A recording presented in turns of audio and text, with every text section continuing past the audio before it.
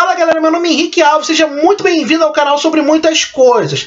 Esse é o vídeo com muitos spoilers do filme Animais Noturnos. Porém, se você não viu o filme, não curte o spoiler antes da hora, aquele spoilerzinho maroto, não tem problema. Eu fiz uma crítica sem spoilers, eu coloquei um link na descrição, nas sugestões e na tela final desse vídeo. Animais Noturnos tem a direção do estilista Tom Ford, que além de diretor, ele também é roteirista e produtor do filme, que é uma adaptação do livro chamado Tony e Susan, do Austin Wright. Ele é um thriller psicológico, né? O livro é um livro psicológico, tem muita psicanálise, e eu adorei o filme, é por isso que além da crítica eu fiz esse vídeo com spoilers, porque eu tenho muita teoria. O filme ele começa de uma forma chocante, né, com mulheres acima do peso, nua, dançando, e quando eu vi aquilo eu falei, o que o diretor quer me falar nisso aí? O que ele quer contar?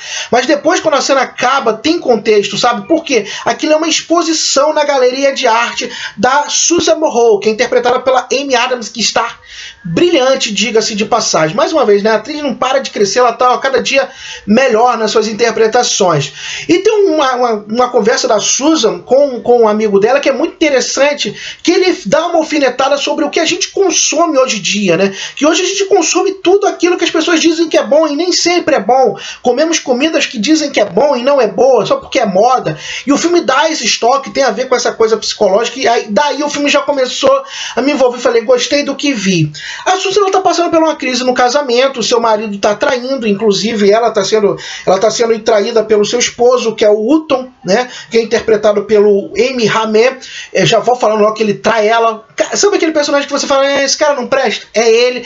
Ela queria fazer uma viagem para reativar, né, a chama do casamento, ele dá uma desculpa que tem que trabalhar, só que quando ele tá chegando lá no trabalho, ela dá uma ligada para ele, supostamente chegando no hotel, ela liga para ele, diz, cheguei no hotel. Aí quando ele entra lá, né, aquele que aperta os botões do elevador, eu ia pesquisar para não pagar esse mico, mas eu me esqueci, né, que é o que aperta o elevador, que a gente fala, tal andar, e o cara fala, se eu não me engano, 31º. Ela fala, mas esse não é o nosso andar. Ele, porque tava lá, eu fiz uma briga.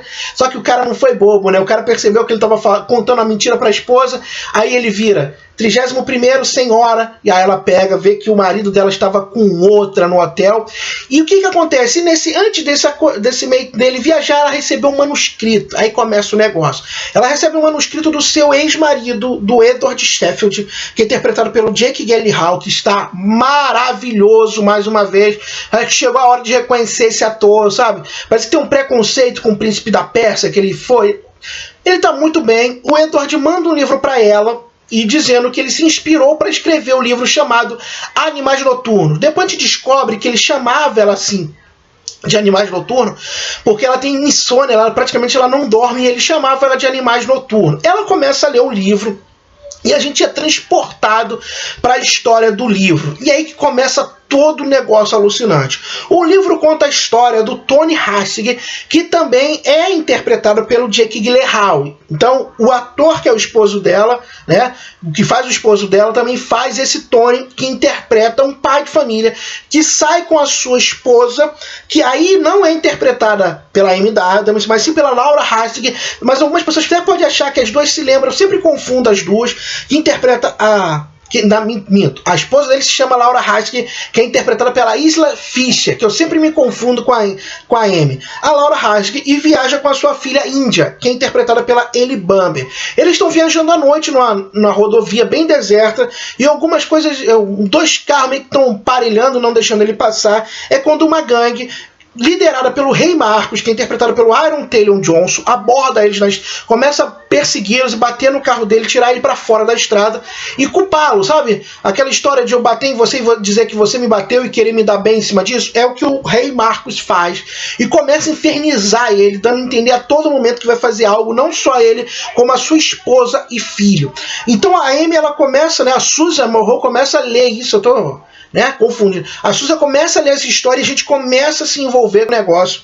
E chega um momento que rola várias tretas, e até que elas duas, a mulher e a filha do Tony, conseguem sair, entrar no carro, só que ele não entra a tempo, e os caras entram, entre eles o Rei Marcos e ele era ele mais dois, e levam. E é quando o outro jovem, o Low, que é interpretado pelo Carl Glusman, leva o Tony para um lugar deserto, dizendo, eles não estão aqui, e abandona ele lá. Logo depois eles voltam para buscar o Tony se esconde. O Tony consegue se esconder e vai e acha uma casa onde ele faz uma ligação, entra em contato com a polícia. É aí que entra o personagem chamado Bob Anders. Lá no vídeo com sem spoiler da crítica eu não falei muito, né? Ele é um xerife, ele é um detetive da cidade, né? Interpretado pelo Michael Channing, que está brilhante. O filme em alguns momentos se torna dele. Não, o Jake Gyllenhaal é dono em um momento, mas o filme é do Michael, sabe? O Michael Channing está maravilhoso. E eles começam a investigar, ele volta pelo caminho e ele encontra a esposa dele e a filha numa posição fetal, as duas nuas e mortas. A esposa dele morreu com algo batendo no crânio dela e a filha dele foi com o braço quebrado e foi enforcada, e as duas foram violentadas. E as duas estavam em posição fetal. É aí que começa a alucinação do filme. Já 5 minutos. Nós descobrimos que a Susan abortou um filho do Edward. Abortou um filho do Edward e ele descobriu que estava sendo traído, ela voltando da clínica de aborto, e ela está abraçada com o que era o atual marido dela, e ele descobre, daí eles nunca mais se falaram, e ela abortou um filho dele. Aí você pega a posição fetal, né, da esposa e da filha do Tony no livro, e essa história da Susan ter, sabe, abortado o próprio filho dele. E isso eu falei, caramba, cara, que loucura. O que acontece? O livro ele vai indo, ele consegue chegar até os assassinos, né? Um deles morre, que é o Turk, mas o Low ele consegue empreender num assalto. O Turk morre, os três foram fazer um assalto, o Turk morre, o Low é preso e o rei consegue fugir. O Low fica ali, eles não conseguem pegar algo do rei, né? E o rei consegue ser dispensado, mas o Bob Anders está com câncer e faz uma proposta para o Tony: vamos fazer um negócio aqui? E claro, a proposta era matar o rei. Eles ficam lá numa coisa dentro da cabana, tudo aquilo mais.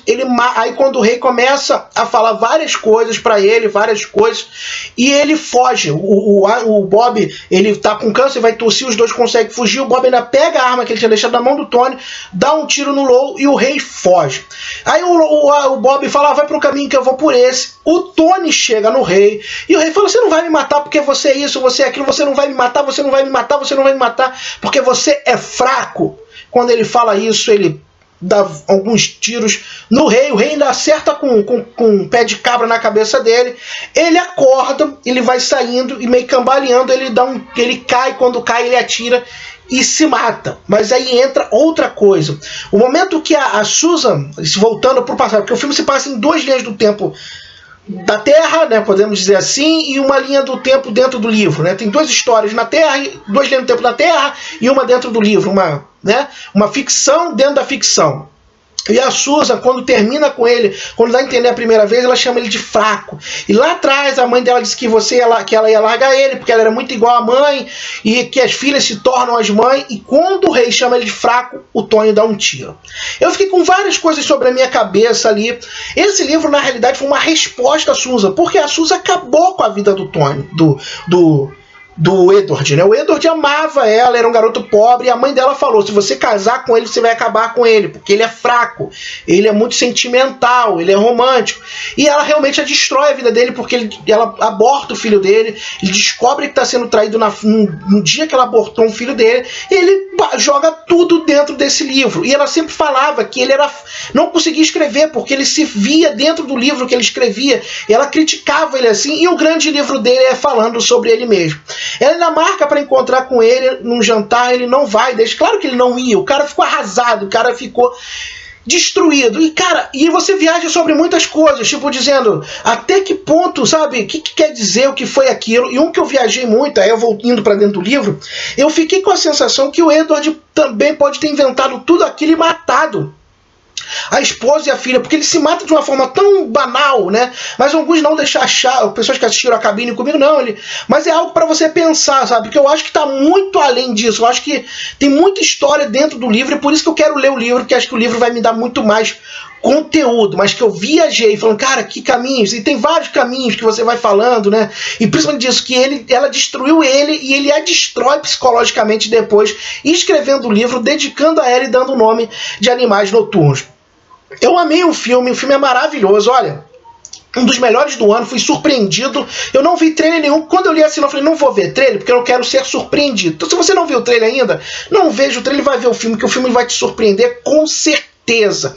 E você, assistiu Animais Noturnos, gostou, tem uma opinião diferente da minha? Não tem problema. Comenta aqui no vídeo, coloque as suas teorias aqui no vídeo, curta o vídeo, compartilhe o vídeo, se inscreva no canal, que eu falo muito sobre vídeo, eu tenho esses vídeos especiais sobre alguns spoilers, que já é tradicional aqui no meu canal. Se inscreva nas minhas redes sociais, siga minhas redes sociais, eu coloquei todos os links na descrição, e até o próximo vídeo, um grande abraço, galera. Fui!